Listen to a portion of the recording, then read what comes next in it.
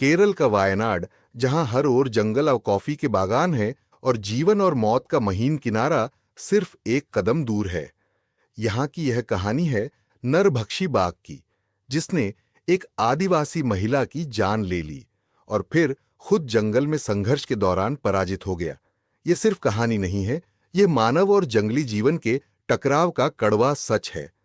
जनवरी 2025 की एक शांत सुबह पिलक्कावू के पास स्थित पीडराशिनी एस्टेट में आदिवासी महिला राधा कॉफी बीन्स चुनने गई। तभी झाड़ियों से अचानक निकला एक बाघ, जिसने उस पर हमला कर उसकी मौत का कारण बन गया। राधा की मौत से इलाके में हड़कंप मच गया।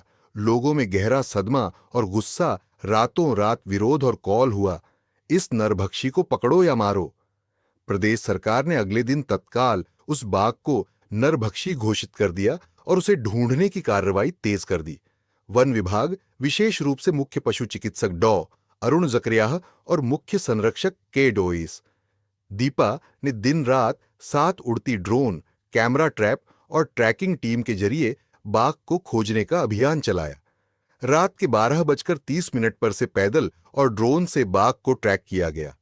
देर रात उसे देखा गया, लेकिन ट्रैंक्विलाइज करने में विफल रहे और फिर सुबह 6:30 पिलक्कावू के पास एक घर के पीछे उस बाघ का मृत शरीर मिला।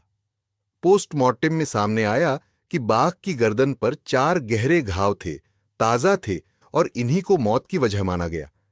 ये लड़ाई जंगल में किसी अन्य बाघ या बड़े शिकारी से हुई हो सकती है, टेरिटोरियल फाइट के दौरान। शरीर पर पुराने घाव भी मिले, जिससे पता चलता है कि यह बाघ पहले भी संघर्ष में रहा था।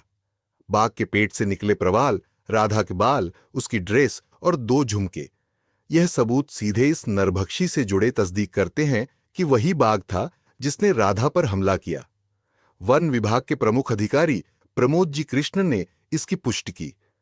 बाघ की मौत ने जो भय फैला था, उसे थोड़ी राहत जरूर मिली। लोगों ने मिठाइयां बांटी, बच्चे खेलने बाहर आए, पर सवाल यही है, क्या इससे मनुष्य वन्यजीव संघर्ष का समाधान हुआ?